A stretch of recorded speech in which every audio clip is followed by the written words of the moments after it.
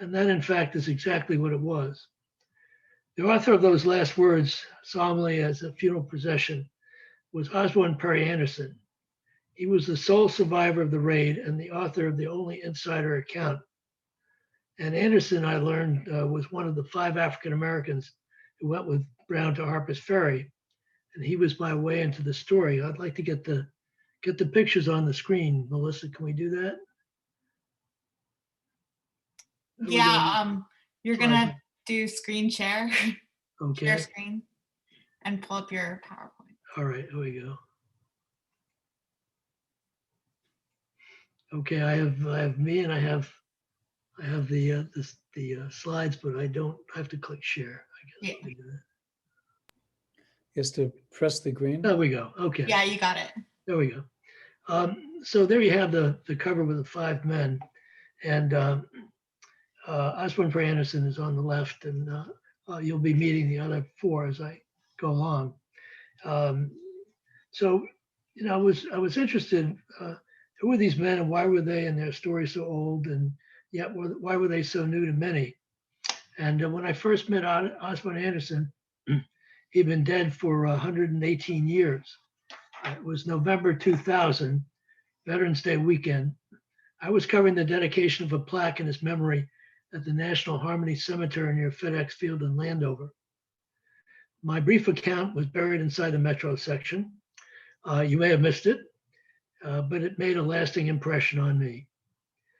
Anderson, as I said, was just one of the 5. The others were John Anthony Copeland, Shields Green, Lewis Sheridan Leary, and Dangerfield Newby. Who were they, and why were they in their story so old and yet so new to so many? These men had been treated as footnotes, if at all, by historians and others who had been captivated by the John Brown legend. They had been truly hidden figures, and it was long past time that their stories be told. And that's exactly why I wrote 5 for Freedom. Now, I said that they started out from this farmhouse a few miles from Harpers Ferry. This was in Maryland, and this is approximately what it looked like at the time. Now, Harpers Ferry was the site of one of 2 federal arsenals. The other was in Springfield, Massachusetts. And so it was between the confluence of 2 rivers, the Potomac River on the left and the Shenandoah River on the right, and all that water power powered the arsenal. There were something like 22 buildings. Down on the left, this is an illustration from Harper's Weekly from 1857. And the railroad, the B&O Railroad, skirted the left bank on the Maryland side. And you can see the train bridge across it. And this was the bridge that John Brown and his men would cross. They would cut the telegraph wires, and they would quickly take the town. It was in the middle of the night. There wasn't much opposition to it. So it lasted all of 36 hours, and I'll get to the end of that. But so Osborne Anderson was my way into the story, and I wanted to find out why so little was known about him. And I consulted with a John Brown historian, Stephen B. Oates, Massachusetts, wrote a very well-known book, To Purge This Land with Blood. And I said, why has so little been known about him, or written about him and his men? And he said there were 2 reasons. The first is it's been hard to find information about him. And the other reason is simple racism. And so I was undaunted. I considered that a challenge. And rather than, I decided that I was going to pursue it further.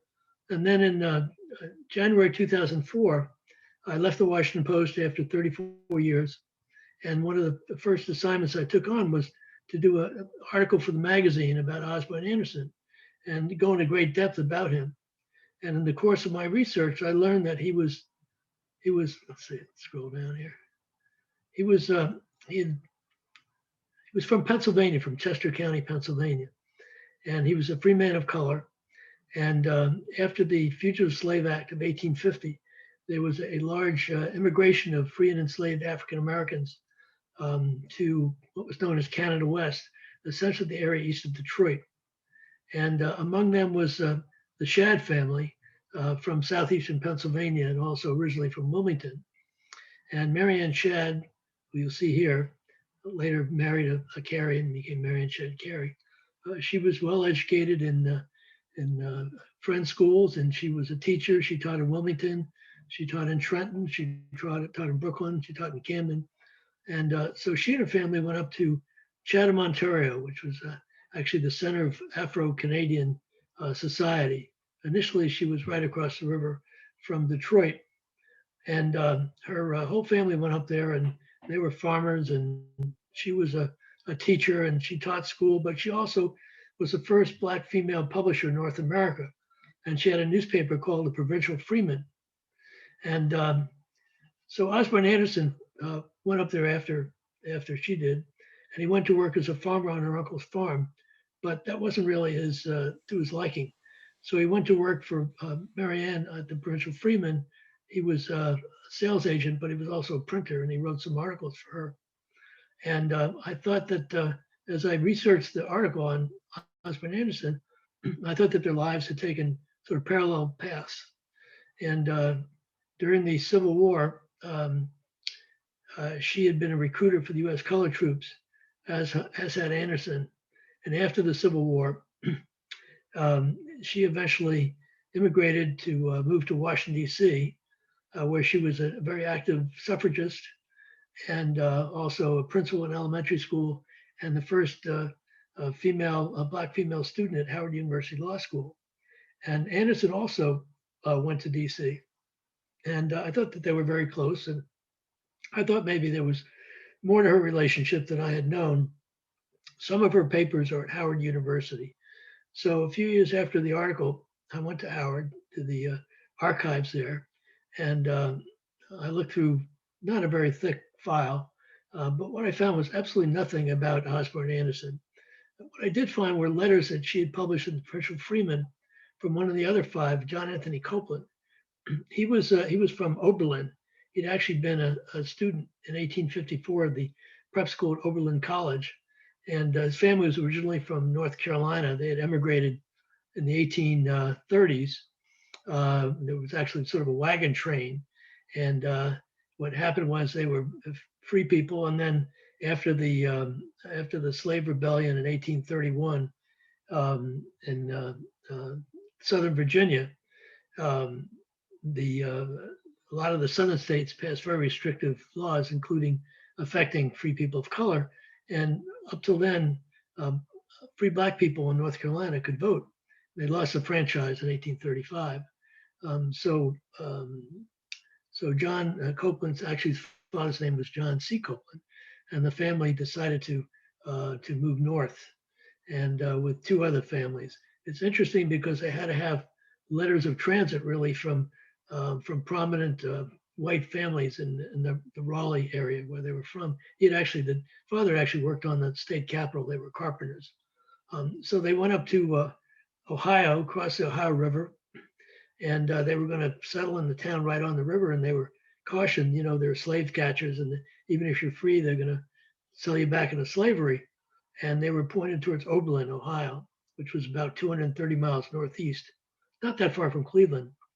And so John Copeland's father and another patriarch went to check out the town, and they were just astounded. Oberlin was founded by New England Protestants, part of the Enlightenment, and they were very progressive. And they found that Blacks and whites worshiped together. They went to school together. They walked the streets hand in hand together, and it was as close to paradise as you could find any place, even in the North back then. So the family went to Oberlin, and John Anthony Copeland, like his father, became a carpenter.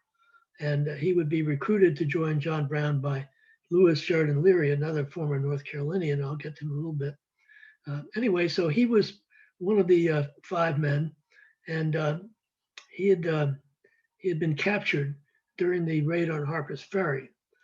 Actually, he'd almost been lynched, but a white preacher intervened and saved him from that fate. But he was caught. He was tried. He was indicted, tried, convicted, and sentenced to be executed by hanging on December 16th, 1859. And he wrote a lot of letters from the Charlestown jail. And the morning of his execution, he wrote a letter to his family. And Mary Ann Shadd had published it in her Provincial Freeman. And though I found nothing about Osborne Anderson, I found these letters. And with your indulgence, I'd like to read one to you that he wrote to his parents, 3 brothers and 2 sisters, on the date of his execution. The last Sabbath with me on earth has passed away. I have seen declining behind me the western mountains for the last time. Last night, for the last time, I beheld the soft bright moon as it rose, casting its mellow light into my felon's cell, dissipating the darkness and filtering it with that soft, pleasant light which causes such thrills of joy to all those in like circumstance with myself. This morning, for the last time, I behold the glorious sun of yesterday rising in the far-off east, away off in the country where our Lord Jesus Christ first proclaimed salvation to man. And now, as it rises higher, and high bright light takes the place of soft moonlight, I will take my pen for the last time to write you who are bound to me by these strong ties, yea, the strongest that God ever instituted, the ties of blood and relationship. Dear parents, brothers and sisters, it is true that I am now in a few hours to start on a journey from which no traveler returns. We shall meet in heaven, where we shall not be parted by the demands of the cruel and unjust monster slavery. But think not that I am complaining, for I feel reconciled to meet my fate. I pray God that his will be done, not mine. Let me tell you that it's not the mere act of having to meet death which I should regret, but that such an unjust institution should exist as the one which demands my life. I beg of you, one and all, that you will not grieve about me, but that you will thank God that he spared me time to make my peace with him. And now, dear ones, attach no blame to anyone for my coming here, for not any person but myself is to blame. I have no antipathy against anyone. I have freed my mind of all hard feelings against every living being. And I ask all who have anything against me to do the same. And now, dear parents, brothers and sisters, I must bid you to serve your God and meet me in heaven. Dear ones, he who writes this will in a few hours be in this world no longer. Yes, these fingers which hold the pen will, before today's sun has reached the meridian, have laid it aside forever. And this poor soul have taken its flight to meet its God. And now, dear ones, I must bid you that last long, sad farewell.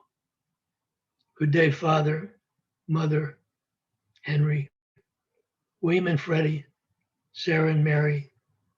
Serve your God and meet me in heaven. Your son and brother to eternity, John A. Copeland. I always have to take a breath after I read that. But I had an epiphany when I read those letters in the Provincial Freeman, which was that there was a story here, but it couldn't be just about one man, John Anderson, or Osborne Perry Anderson, rather. It had to be about all 5. And that thus was born the idea of 5 for Freedom. I want to talk a little bit about Dangerfield Newby. Our history is very complicated. Our demography is very, I don't want to say nuanced, but that's not really the right word. We are essentially a very mixed society. And that's been true all the way back for hundreds of years and continues today. And in fact, even more so today with, I think, less, what's the right word? It's more accepted now than it was then. But even then, it was very common. And it was, of course, the pairings of slave owner and slave were often, unwilling consent were common, but there were occasionally consensual relationships as well. So Dangerfield Newby was the oldest of 11 children of Henry Newby, who was a white man in Culpeper County, Virginia. and Elsie Pollard, who was an enslaved woman who belonged to another white man named John Fox, who lived nearby. And remarkably, it seemed, John Fox permitted them to live as husband and wife, and they lived together, and they had their family of 11 children. Dangerfield was a blacksmith; he was the oldest, and John Fox was a large slave holder, and but he in his will he decreed that his slaves would be freed and they would be given land, which in fact did take place, and that also some of them would go to Ohio, and they would be given enough funds to establish themselves, to buy livestock, to build homes, to clothe themselves. Well, Henry Newby and Elsie Newby, and she would years later in a document, a government document, would assert that they were married in 1818, even though there was no, technically no legal document at the time, but they considered themselves husband and wife. But there came a time when he wanted to free his family, and there were two ways he could do that. One was to buy them, which would have been an expensive proposition, and the other was to take them to a free state, notably Ohio. And with the permission of John Fox, he did just that. They all went to Bridgeport, Ohio, just on the other side of the Ohio River from Wheeling, West Virginia. And Dangerfield was among them. And by that time, he had also established an enduring relationship with a woman who was enslaved by Dr. Lewis Jennings in Prince William County, the then county seat of Prince William County. And they had as many as 7 children, and they considered themselves to be just as wed as anybody else. But Dr. Jennings was on hard times, and he was considering selling his slaves. And if you were enslaved in the Upper South, the worst thing that could happen to you was, you may have heard the expression, to be sold down the river, because that was the Ohio River, and to be sold down the river to the cotton and sugar plantations of Louisiana was the worst thing that could happen, because life there was much harsher. And so that was the circumstance that loomed over Harriet Newby and their children. And at that time, sort of fast forward, and John Brown had been planning his attack on Harpers Ferry, and he was looking for particularly African American soldiers to join his little army. And Dangerfield Newby was negotiating with Dr. Jennings to purchase his wife and children, and he thought they had a deal, and but the doctor kept upping the ante, and there were conflicting reports as to what the actual facts were. According to one version, the doctor wanted the equivalent of $20,000 today, and then another version, it was up to $28,000. Well, Dangerfield had been earning money in his blacksmithing around Ohio. He'd made 3 deposits into the Bank of Ohio in Belmont County, and which would have been enough under the first arrangement, but not enough after that. So he was fairly desperate. And then he heard about Brown. He met Brown in Ashtabula County in northeastern Ohio, and he wanted to join up with Brown. And Brown was at first suspicious. He said, "I'm not," he thought that Newby wanted to be paid. He said, "I'm not interested in buying men."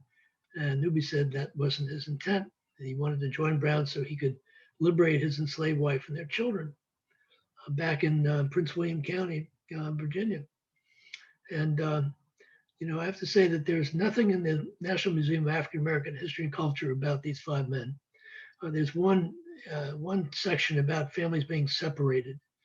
And there's a little plaque. There's a quote from a letter that Harriet Newby wrote to Dangerfield during this period, and I'll read that to you in a moment. So that was his motivation for joining with John Brown. He was hoping that he could somehow, reunite his family. And so he went with Brown to this farmhouse outside of Harpers Ferry, and Harriet was writing letters to him, and she wrote 3 letters. Each of them was addressed to dear husband and signed your affectionate wife. And in the first letters, they were dated April 11th, April 22nd, and April 16th, 1859. And you recall that the raid was only a couple of months after that, October 1859. In the first, Harriet reported that Mrs. Jennings, her master's wife, had been sick after giving birth to a baby girl. Harriet had had to stay with her day and night. Their own children were all well, she wrote. I want to see you very much. Oh, dear Dangerfield, come this fall without fail, money or no money. I want to see you so much. That is one bright hope I have before me. She received a letter back on April 22nd and responded the same day. I wrote in my last letter that Miss Virginia had a baby, a little girl. I had to nurse her day and night. Dear Dangerfield, you cannot imagine how much I want to see you. Come as soon as you can, for nothing would give more pleasure than to see you. It is the greatest comfort I have is thinking of the promised time when you will be here. Oh, that blessed hour when I shall see you once more. Finally, on August 16th, Harriet wrote again, right after hearing from Dangerfield. It is said master is in want of money. If so, I know not what time he may sell me, and then all my bright hopes of the future are blasted. For there has been one bright hope to cheer me in all my troubles. That is to be with you. For if I thought I should never see you, this earth would have no charms for me. Do all you can for me, which I have no doubt you will. I want to see you so much. And with added urgency, she wrote, I want you to buy me as soon as possible. For if you do not get me, somebody else will. There has been one bright hope to cheer me in all my troubles. That is to be with you.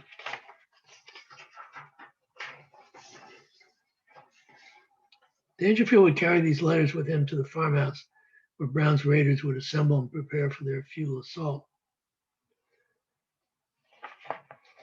Dangerfield would ask John Brown when he could write back to Harriet, and he would say, soon, Dangerfield, soon. Dangerfield was especially interested in the provisional constitution that had been adopted in Chatham for the free republic that John Brown hoped to establish in the Appalachian Mountains in Virginia, particularly in Article 42, which stated that the marriage relation shall at all times be respected and families kept together as far as possible, and broken families encouraged to unite, and intelligent offices established for this purpose. You know, can you imagine families being torn apart, children being ripped from the arms of their sobbing mother or father? It happened in 1850s. It happened more recently. And as I was saying, the one thing at the Museum of African American History and Culture, there's a little plaque that says, you are my one bright hope, Harriet Newby. It's on a section about families being separated, but there's no context. So you would have no idea what they're talking about. You had no sense of what a dramatic part of the story it was. Well, Dangerfield Newby was with the group that took Harpers Ferry late Sunday night, October 16th, and the early morning of October 17th. And John Brown's men had taken some hostages, including Lewis Washington, who was the grandnephew of General Washington, the first president. And they had retreated to what was the Arsenal engine house, became known as John Brown's Fort. And they thought that they would negotiate with whatever militias showed up and use the hostages. Well, Dangerfield Newby was assigned to guard the bridge by the Shenandoah River. And at one point on Monday, he tried to cross an open area to get to the fire engine house. And there was an exchange of gunfire. And he took down one of the townspeople who was shooting at him. And then from an upper floor of a building in the lower town, a citizen aimed his rifle, and he didn't have any bullets. He had a 6-inch spike in his rifle. And he took down Dangerfield Newby in the middle of the street. And the spike literally gashed his neck from side to side.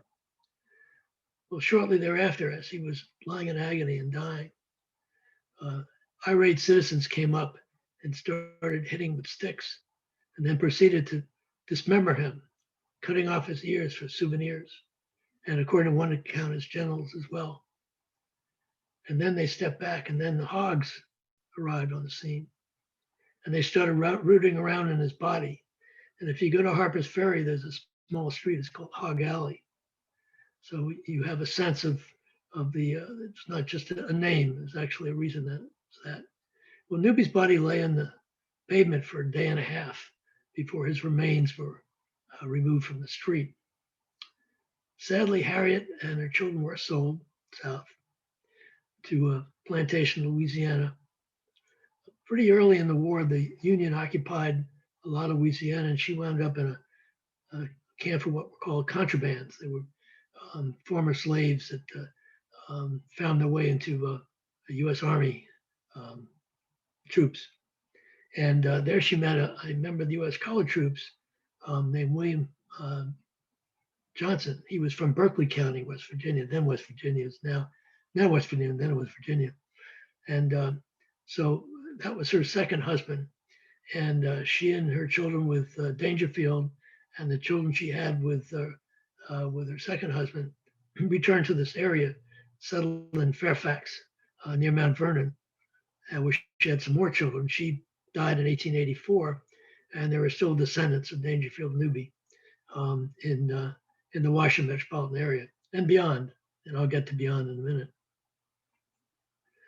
Lewis Sheridan Leary, I mentioned before, was also from Oberlin, and he had heard John Brown speak at a rally in Cuyahoga County, and then he recruited John Anthony Copeland to go with him.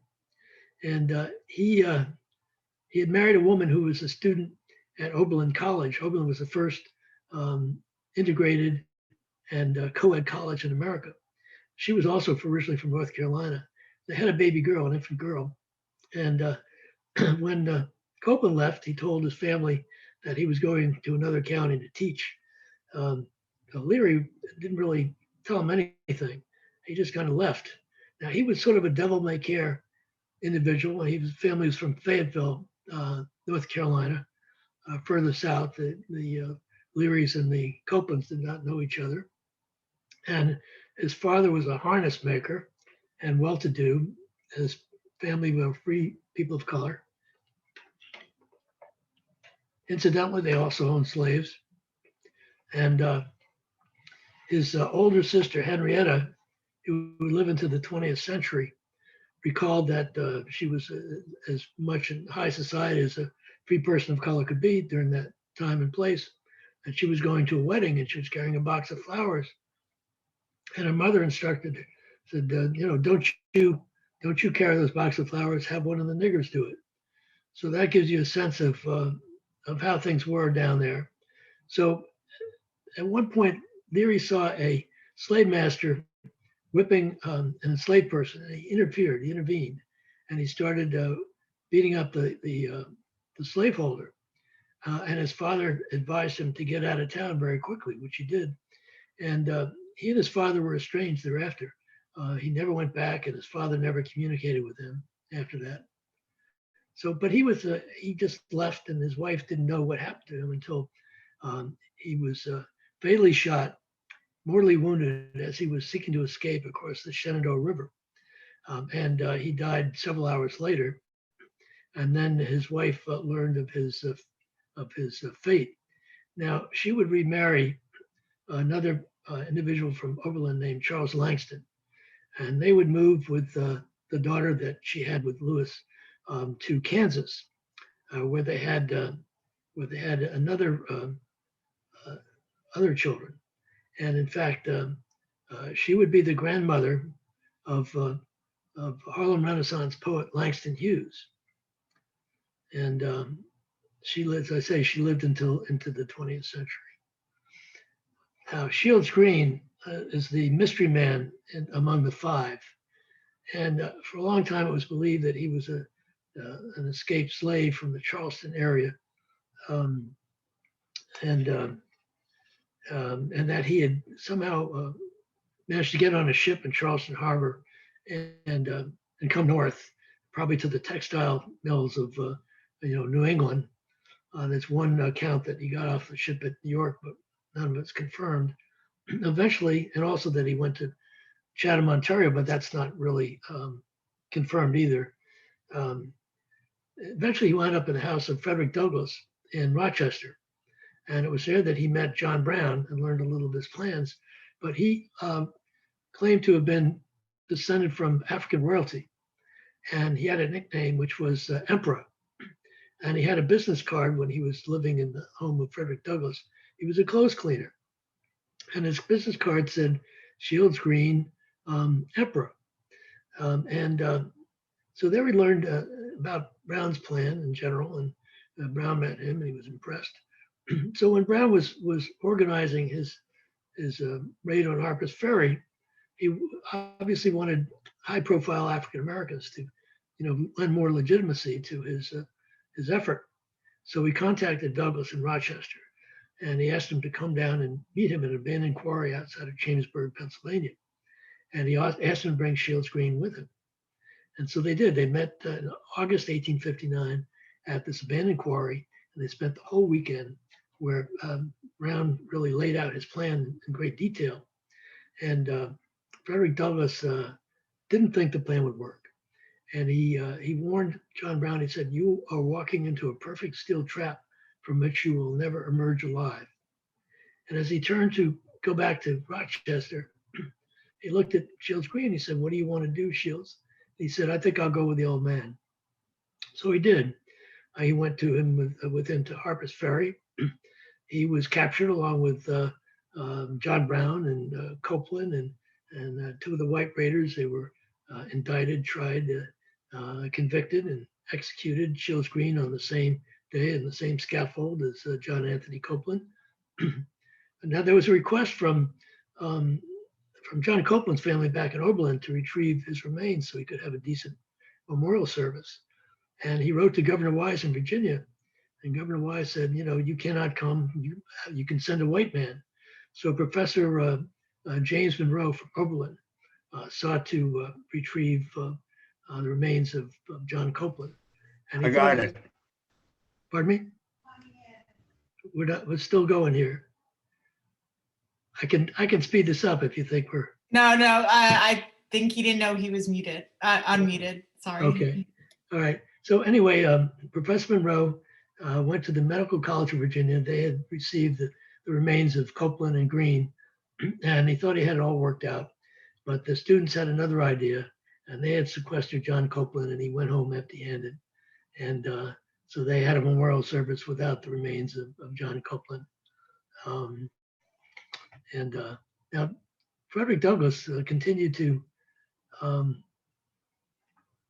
say wonderful things about Shields Green. He said, if there's ever a monument to John Brown at Harpers Ferry, it should have Shields Green should have a prominent place on it. And of course, that never happened. There was a monument to John Brown that was put up in 1909. So fast forward to the centennial, 1959.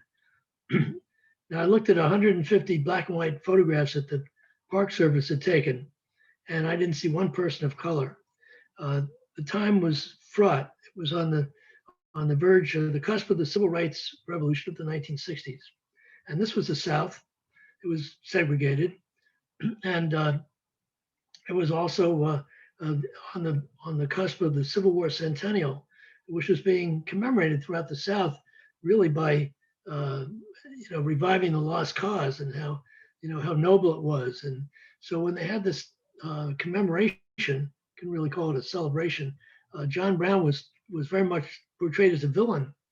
And there, 10,000 people came. It was sort of like a economic development weekend. Oh, let's go have a big party kind of thing. People dressed up in costumes. They had a beard growing contest, and they, quote, recaptured John Brown at a mock fort. And when they did so, 1,000 people cheered because he was a villain.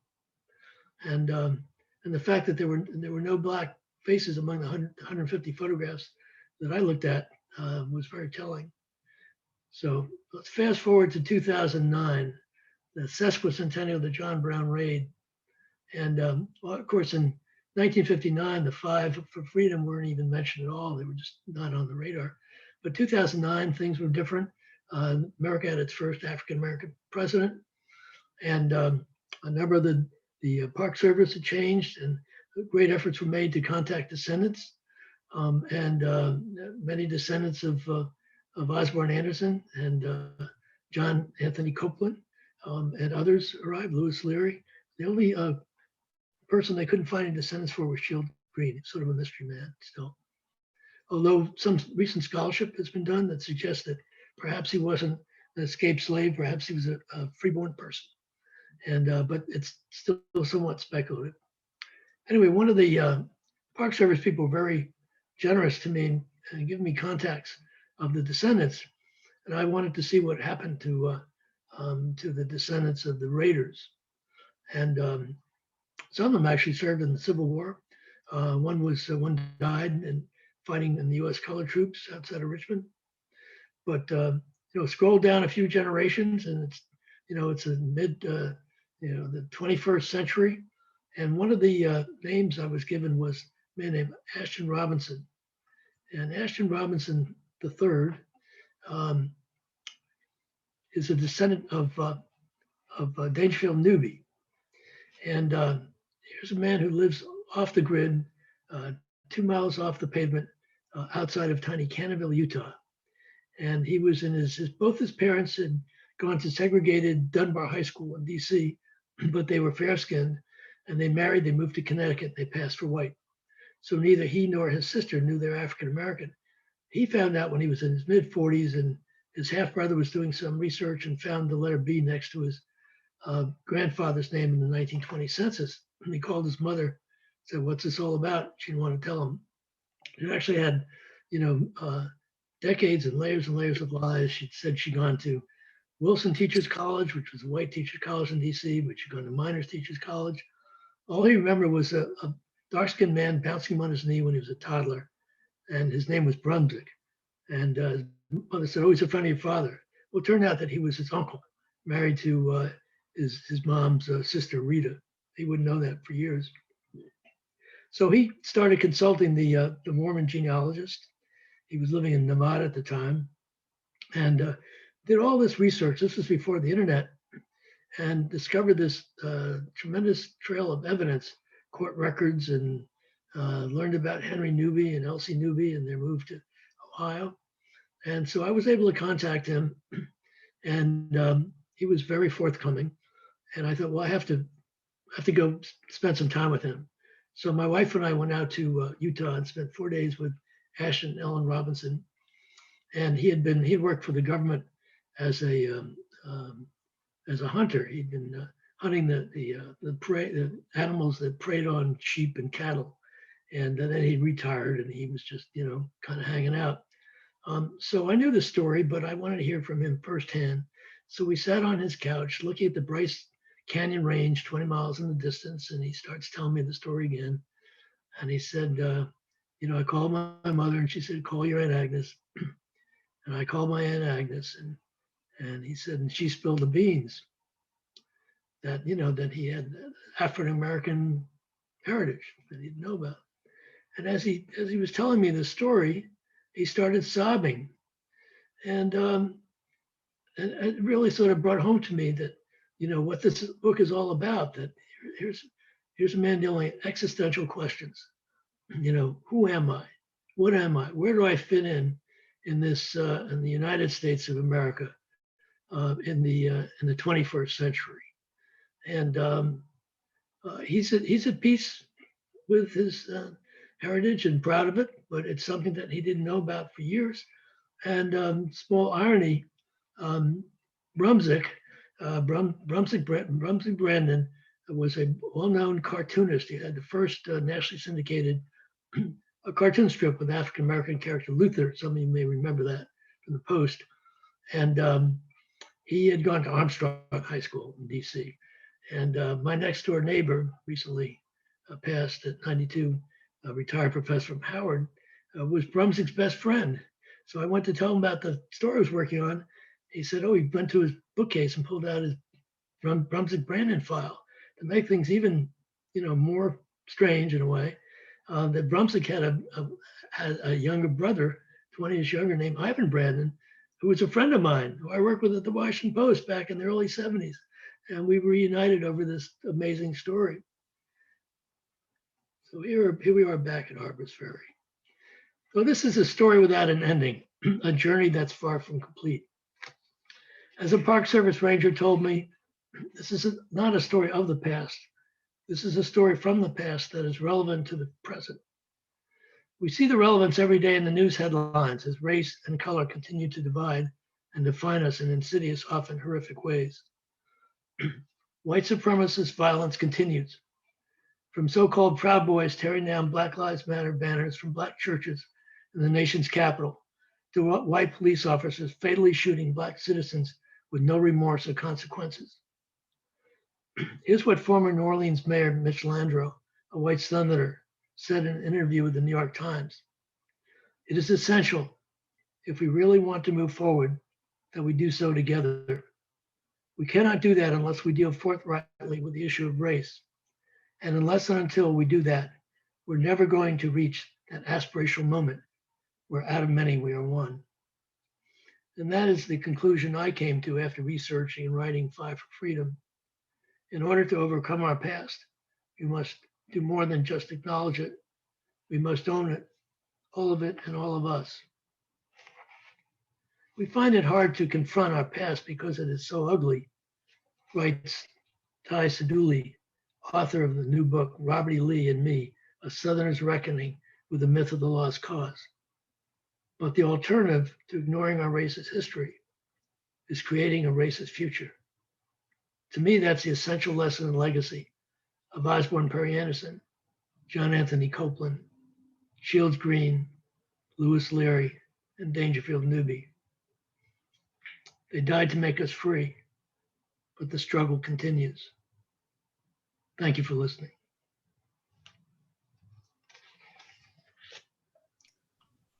Thank you. Thank you so much, Gene. If we can come back to the full gallery. And, Yeah. So Gene, you're gonna have to click on share screen or like stop share. Sure. Okay. Okay. So we have a number of folks, I think, who asked questions or a couple of comments. Melissa, do you want to? Yeah. So I might say your name because okay, Nkechi, are you there?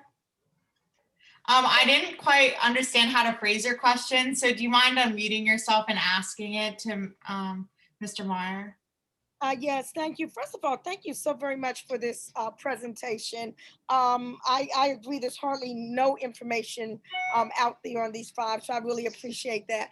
But my question was, it kind of was answered in the chat, I guess, but when you were reading the letters from, gosh, I forgot which one. John Copeland. Yeah, to his family, parents and all like that. I was just apprehensive that it might have served to place them in danger. And I was just curious about that and your take on that. I don't know because they were in Oberlin, and Oberlin was a safe haven. It was a very progressive city, very integrated. And in fact, I didn't mention it, but there was something called the Oberlin Wellington Rescue the year before that John Copeland and Lewis Leary both participated in, when a slave catcher caught up with a man named John Price, who escaped from Kentucky. And he took him to the train station in Wellington, 9 miles south, and he had him sort of sequestered in a hotel. Well, a whole bunch of men from Oberlin and Wellington went down and rescued him. And they basically, chased the slave catchers away. And they actually went to prison, went to jail in Cuyahoga County. And the jail was very friendly, allowed them to publish a newspaper from the jail. And when they were finally released, they had a huge parade and a celebration in Oberlin. So no, it did not put them all in danger, not at all, the slightest.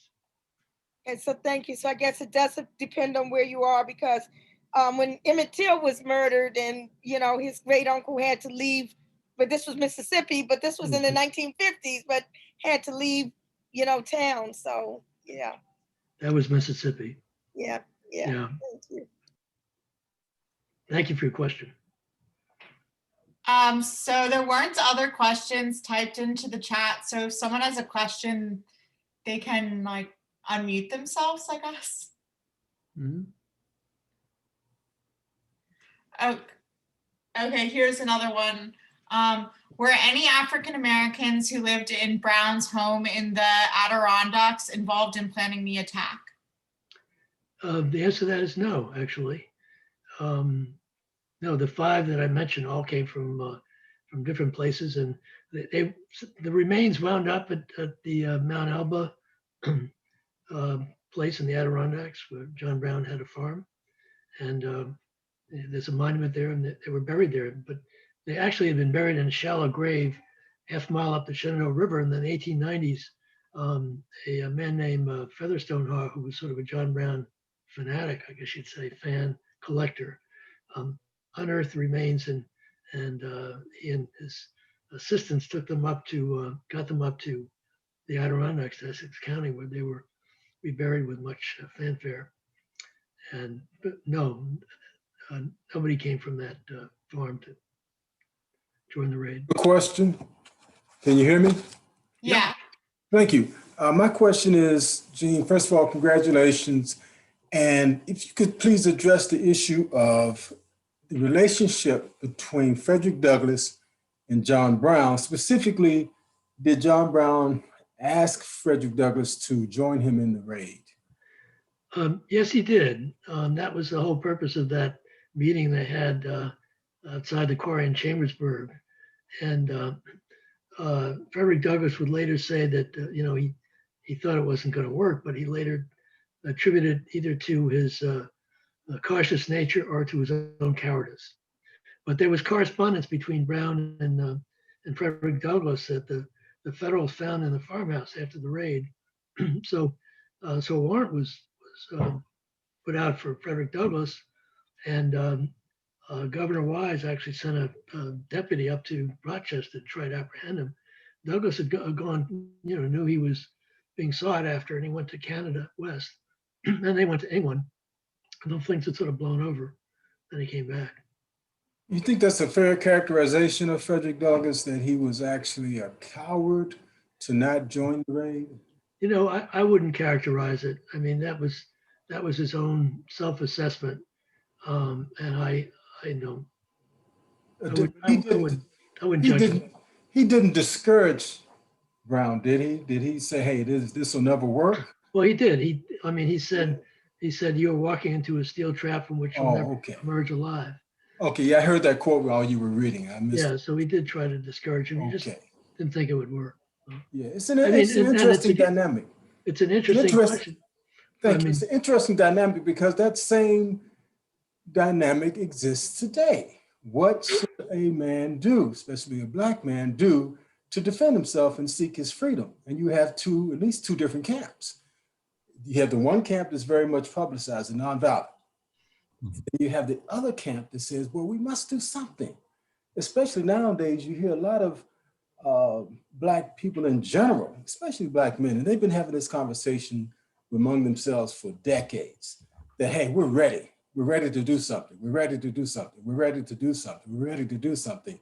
Yet there is a struggle with finding out how to do it, how to resist. And what I found interesting about what you just said was that the militia that John Brown put together were prepared, mentally prepared to face another militia, not necessarily an encampment of soldiers, but another militia. Maybe you can speak to that, how much of the Civil War was fought by militia and how much was fought by what do you call regular troops? Regular troops. Mm-hmm. Well, it's interesting because a lot of the people who were with John Brown, that small little army he had of 18, thought Brown played his cards very close to his vest in terms of his specific plans he wanted to do. And many of them thought they were just going to, run off slaves to Canada, as he'd done previously from Ohio and Kansas. And it wasn't really until the 11th hour that Brown laid out in great detail what he intended. and it was almost a rebellion within the rebellion. And in fact, one of them, Cook, had to go into. He actually had married. He'd been there for a year, and married a local woman. He had to go to town and cool off. And ultimately, the John Kagi, who I guess was Brown's second in command, said, we're just going to go along with Brown's plan. And everybody, went along with that. But they were not thrilled with the idea of taking on the federal government. And initially, there were militias before the 90 Marines under Robert E. Lee arrived a couple of days later. There were local militias that arrived on the scene and pretty much had Brown and his men, who had retreated into this so-called fort. And in terms of the actual war, in militias versus regular troops, I don't have enough knowledge to say definitively, but my impression is it was mostly regular troops. But I don't know if that answers your question. But it does answer my question. If I can have a follow-up, should John Brown be seen as a hero? I started out by saying I'm not going to take a position on John Brown because right. I want to focus on these 5 guys and not on John Brown. Right. I don't know if you saw the HBO series Good Lord Bird. Anybody watch that? I don't recall that. Yeah, I want to hear your assessment of it. I only watched the first episode, so I'm. Oh, it's interesting. I mean, people kept telling me while I was working on this, "Oh, you got to read Good Lord Bird. You got to read Good Lord Bird." And James McBride, who wrote the book, is an African American man. Actually, his mother's a white Jewish lady in Brooklyn, but he wrote The Color of Water, which is a great book, his own memoir. But I said, well, I don't want to read it while I'm working on this because I don't want his voice to become, infused with my voice. But I did watch it. It's fictionalized, but it's I thought he did a great job, and I'd recommend it. I don't know if his characterization of Brown was accurate, but he certainly portrayed him as a very colorful and zealous and kind of, I won't say fanatical, crazy, but with the right morality, the right instincts, but a little bit off. But I'm not going to judge Brown, but I definitely thought it was worth watching. I think that's a good position to take, actually, Gene. So congratulations on making that decision so people can make their own decision. Yeah, I think so. Thanks, Ed. Gene, what can you say something more about the hope of that John Brown and the other raiders had in mobilizing other slaves to rise up? Because they had amassed, as I read in your book, they had amassed a fair amount of weapons that they had at the Kennedy farm. How big that seemed to have failed? That this, can you say something about that? Sure. Well, they had the so-called Secret Six, these New England white, Puritans who had basically funded his enterprise. And so we had, 1,000 pikes and 200 rifles, and he had hoped to recruit a lot more African Americans to join his little army. And in fact, there were some reports that there were others ready to join him, but then rumors were getting out in the countryside of what he was up to. And so he moved the date up. It was supposed to be, October 24th. And so he moved it up. And as we say now, they didn't get the memo. So African Americans who were enslaved, who were prepared to join him, just didn't know that it was about to happen. And so they didn't. So, and white apologists and the Lost Cause folks would say, well, that showed that the enslaved people in, Jefferson, Berkeley County were perfectly happy, and, they had no interest in rebelling. But interestingly, all the jurors were slave owners, as was the judge. Any a member of the gentry, or even sort of middle class people at that time owned slaves. And so after the convictions and after the lynchings, all these fires started. All these crops started going up in flames, and barns and going up in flames in the region. And so So one could speculate that that was the insurrection after the fact. And since they didn't get the memo and didn't join in the raid itself, that they reacted afterwards. And and that's an interesting part of the story. You could also, I mean, you could say what effect. So the immediate goal of the raid failed. The insurrection was put down. 10 people were killed and 5 were captured and executed and so on. So did the raid fail? I mean, and John Brown famously said, "This land will never be purged of slavery except with blood," and that was kind of prophetic. And a lot of historians have said that his raid, although it failed in its immediate objective, was a catalyst. And in fact, the southern states, many of them had already passed secession resolutions long before Fort Sumter in 1861. So the groundwork was already set, and the country was already polarized. And if John Brown was a catalyst, the fire was set. It just needed a spark, and perhaps that hastened the end of slavery. So one could make that argument, I guess. Gene, I was in your book. I didn't know the history of is it Stryer College? Storer College. Oh, Storer I didn't mention that when I talked. Storer College. Fascinating, because it was the first Black college in the country. Is that correct? Am I understanding that correctly? I'm not sure that's correct, but it was founded after the Civil War. It may have been. It was 1867. It was founded by New England Baptists for the formerly enslaved who flocked to that area up the Shenandoah Valley. Yeah, in Harpers Ferry. In Harpers Ferry. It was on the hill above Harpers Ferry. Right. Yeah. And it closed in 1955 when, quote, integration gave the state of West Virginia an excuse to cut off funding, and it couldn't survive. But that's kind of when I got involved in the story. In the mid-'60s, when I met some of the people involved with Storer College. And in fact, Judge Pratt, the father of former DC Mayor Sharon Pratt Kelly, was the judge involved in the dissolution of the assets of that school. There were alumni who were trying to save it, and it wasn't financially viable. But they've recently had, about a year ago, they had the 75th anniversary of its closing, and there was a lot of nostalgia, and there was a little booklet they put out. They did a Harpers Ferry Park Service did a whole weekend program around it. So, yeah. Well, if there are no other questions, maybe we should draw the evening to a close. First of all, there's maybe you could say a few words about journalism.org. Gene, we're inviting everyone to make a contribution to this organization. Can you say something about it more? Sure. So Journalisms, journal and then hyphen isms, is it's a website, but it's more than that. It's a group of like-minded folks. We're committed to in the news business. We're committed to issues of diversity and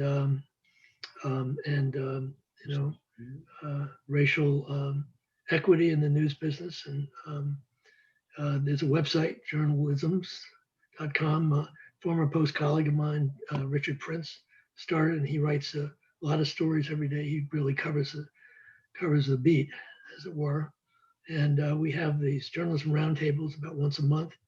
As I said, they had been meeting we've been meeting in these local restaurants, but now we're on Zoom, and they're on YouTube, so you can actually go.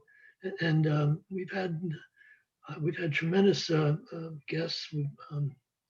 We had Congressman Clyburn recently and his daughter, and I could go on and on. We had the head of the NAACP. We've had we also have Hispanic American Journalists Association, Asian American Journalists Association, and the journalism roundtables are just really important, and not only help us stay in touch with each other, but also to learn a lot of information about what's going on in the equity field and diversity field and in the news business, which is crucial because that's how the readers get the full picture when they have different voices telling the stories and talking to different sources. And for way too long, it was not like that.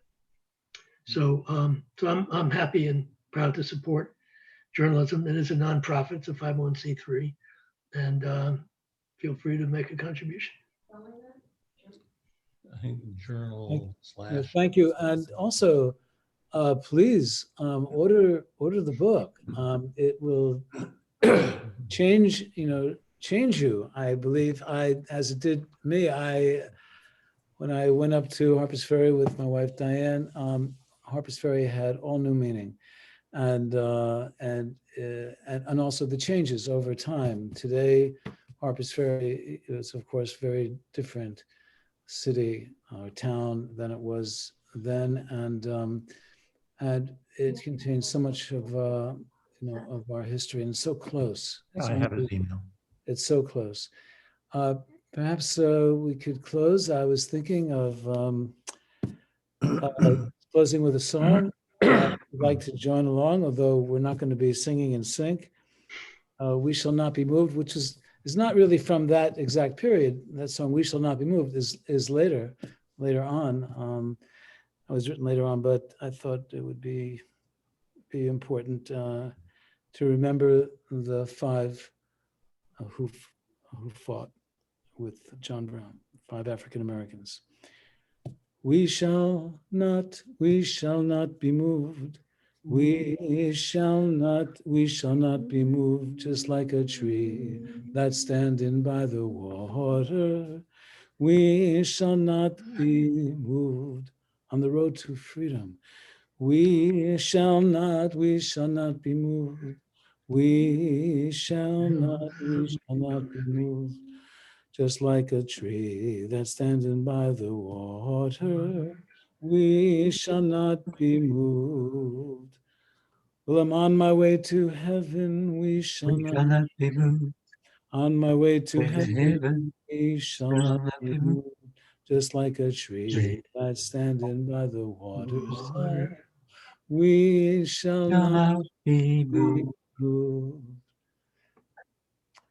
Well, everyone, be safe and be well as we continue the struggle, that is that Gene writes about, and that we are invited to continue. Thank you, Gene. Thank you so much. Thank you, Melissa. Melissa, thank you so much. Thank you all. Thank you, Gene. Thanks, Gene. Thanks. Thank you so much, everybody. Thanks. Good night. Thank Good you. And night. my best to Sandy. Okay.